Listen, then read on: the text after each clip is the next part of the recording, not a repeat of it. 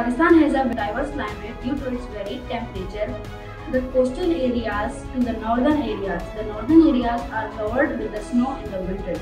Pakistan has four major seasons. The number one is winter. It starts from December and ends in February. The second one is spring. Spring starts from March and ends in May. The third one is summer. Summer starts in June and ends in September.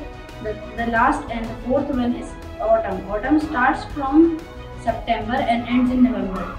Pakistan relies heavily on the monsoon season for its water resources. However, rainfall is unevenly distributed, with the eastern parts having more rain than the arid western areas. Flash floods and droughts are the common challenges associated with monsoon, making it a unique but complex environment.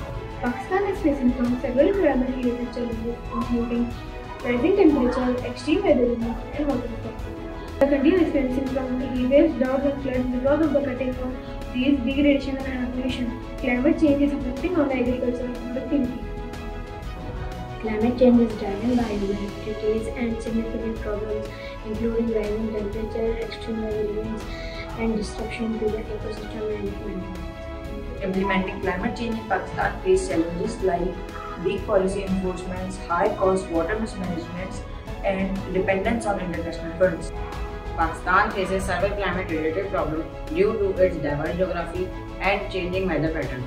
Some of major issues are included extreme temperature, air pollution, and flooding. To address climate change, the government of Pakistan should invest in renewable energy, build climate-resilient infrastructure, and promote climate-smart agriculture.